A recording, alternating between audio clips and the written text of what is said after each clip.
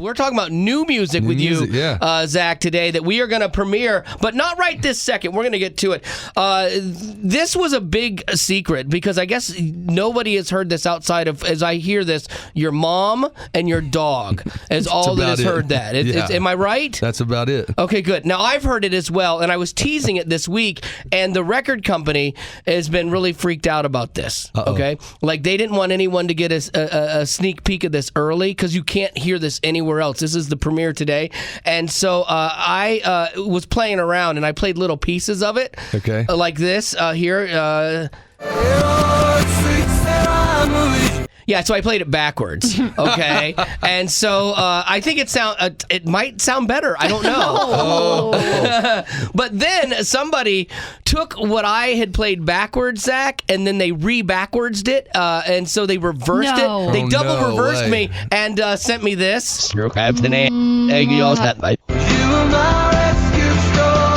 They beat me. They beat my system, and they got to hear that much of the song early. Oh, wow. So I apologize to the record company in advance. But we are going to get to the entire song here. And so the song is called Rescue Story. And I got to say that the best things that you write come from you and your personal life as a musician, as an artist. So what is kind of your rescue story then for people who aren't necessarily familiar with you or your backstory?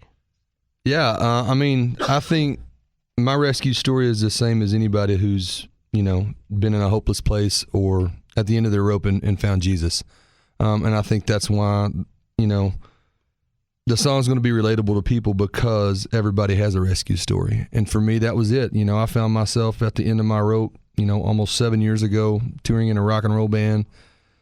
On the outside, everybody thought I was completely happy, but on the inside, I was a wreck and, was a miserable person. And it wasn't until I found Jesus and met him that, I was truly happy. And I've, been able to enjoy the things in life that I'm doing. Before I didn't even enjoy playing music, and I left every night with an empty hole, as soon as I'd get off stage. And now, I leave fulfilled every night. And, that's my rescue story. And I think everybody has one. And I think when people share their rescue story with people, it can maybe bring somebody else into a relationship with Jesus. I actually get that, because I love doing radio. It's something I've done my whole adult life. This has been my career. And when I was working in mainstream radio, we would chew people up, and everything was a joke and stuff. Yeah. And I would leave at the end of the day feeling just completely like, well, what did I do today? I did nothing. Yeah. And then I leave here knowing that a lot of the humor we do and the things like that, and the music that we get to play, songs like yours, are mattering to people. And so I do get to leave here feeling fulfilled, like, hey, something I did actually mattered or clicked with people. Exactly. And I would imagine that's kind of fun for you, for people to get to hear something you've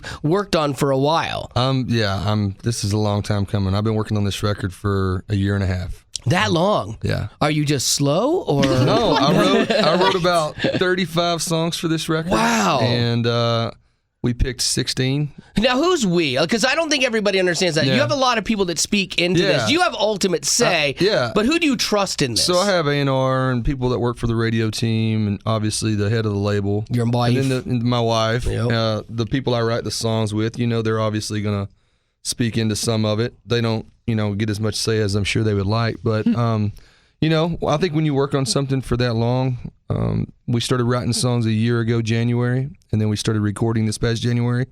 So now they're all almost mastered and done, and, I'm excited to see what people think about it. I'm ready to play some new songs. Yeah, I get that. Yeah. Play Fear's a Liar. You're like, oh. I'm ready to play something else.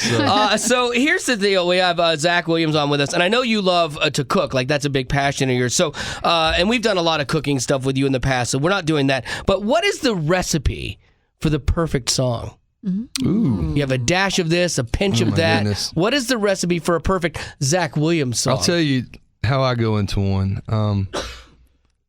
I think if you try to put too much pressure on yourself and try to rewrite something you've already written that worked, I think that's when you fail. For me, whenever I write a song, I try to write the best song for that day, for where I'm at in my life, and hopefully it speaks to somebody. And I think when you do that, the songs are authentic and they're, they feel like you. Okay, so a quarter cup of new. Yeah. A dash of authenticity. Authenticity. Okay, that's good. And a gauche of gravel. You gotta have the gravel. You gotta have a little gravel in your voice there. Okay, so there you go. That's the recipe for that. So your new song, Rescue Story, would you say this is more of a filet mignon, a gumbo, or a free-range, gluten-free, vegan, vegetarian burger? Oh my gosh. I would say it's more of a bone-in ribeye.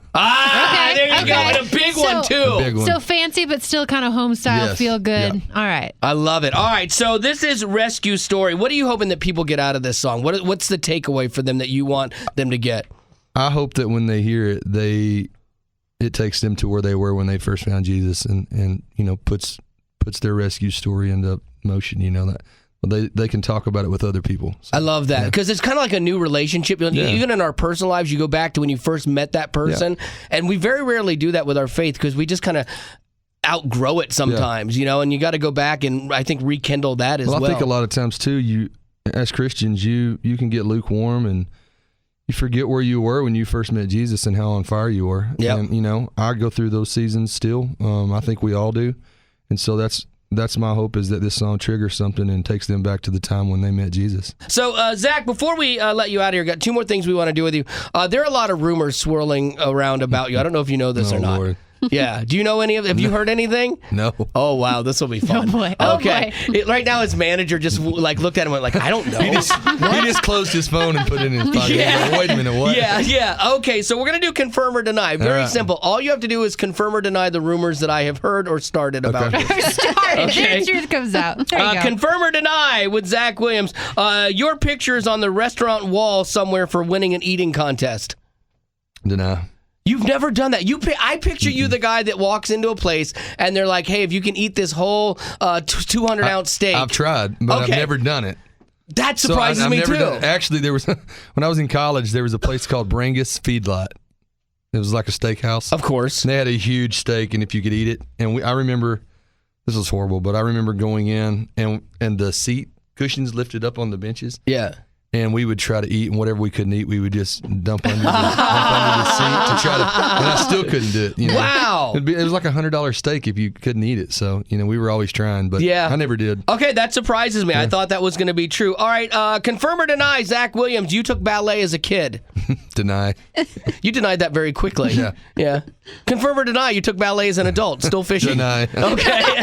Hey, you never know. Some football players take ballet classes for I took grades. piano lessons when I was in 7th grade, and I wish I would have paid more attention because I hated doing it. I just wanted to be riding bikes with my friends. Yeah. Now I wish I would have paid attention. For sure, because now it would help you out with your job more than the bicycle did. Yes. Even the ballet would probably be more beneficial. Confirm or deny, Zach Williams, you dress in black a lot, but you secretly love pink. Deny. Paused. Do you own I had to anything think pink? about it. My wife just got me a pink shirt. Yes, so. she did. Women do that to us, and I don't know why. So. I don't know why. They're like, pink is a great color. It's not pink, it's salmon. We know No, what it's you pink. look good in. We know what you look good in. I don't know. But I do think it takes a man's man to wear a pink shirt. Would you ever wear a pink shirt on stage? I'm probably going to bust it out this summer. It's a Attaboy. festival shirt. So. There Attaboy. you go. I respect your game. I respect your game, Zach Williams. Confirm or deny, your middle name is Marion.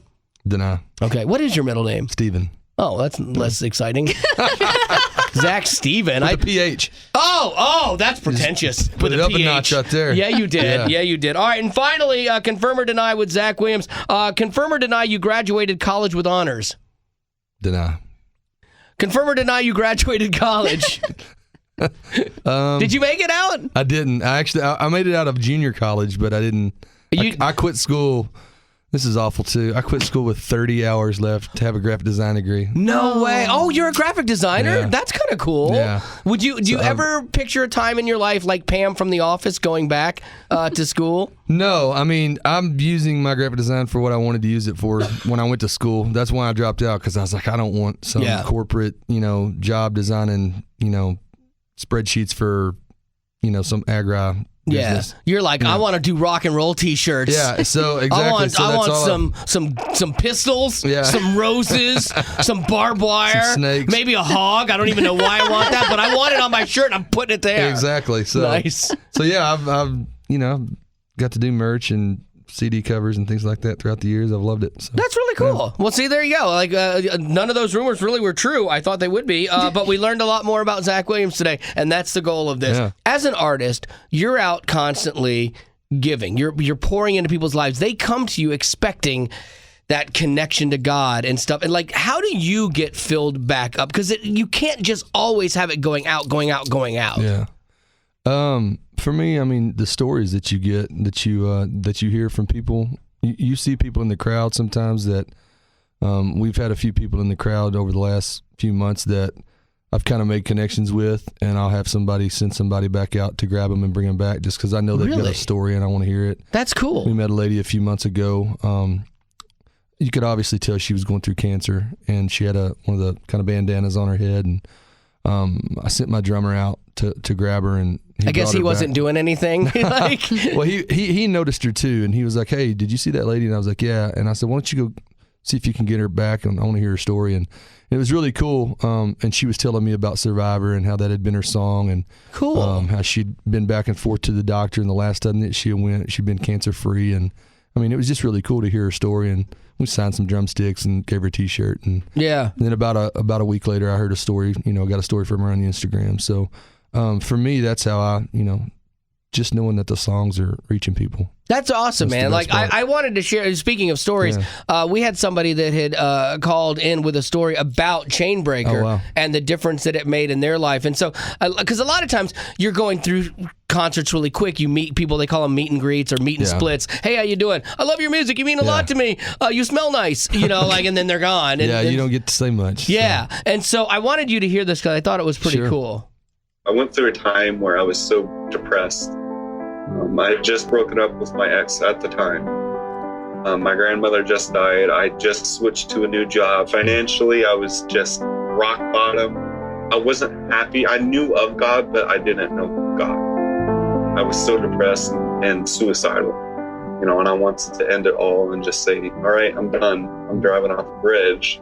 On the way back from Camas, Washington to Portland, there's a bridge that you have to go over. It said, God, if you don't do something, the next 5 minutes, I'm going to come see you. If you are real, do something drastic. And I heard God say, turn on the radio. It's like, what do you mean, turn on the radio? Like, why do you want me to turn on the radio? Like, I want to commit suicide, God, but why do you want me to turn on the radio at this specific point? And he goes, just turn on the radio, Jacob, and trust me. So I turned on the radio, and Fear is a Liar by Zach Williams was playing. And it was on Way FM.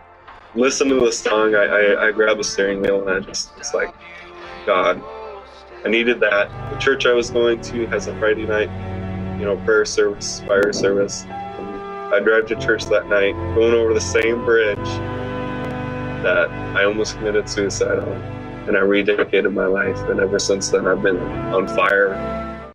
See, I think that's cool, man. Yeah, that's amazing. Like, that's one of those things, you don't always hear these things, and to know that you have that kind of, that God's working through you to alter somebody's life. I know you don't really know what to say after someone tells you that. No, but I mean, it's nuts. But that was me 7 years ago. When I was in Europe, when I was in that van driving across Europe for 8 hours, my wife and me were on the verge of a divorce. I was on the verge of losing my kids. And I literally had the same conversation. I was like, God, I know who you are.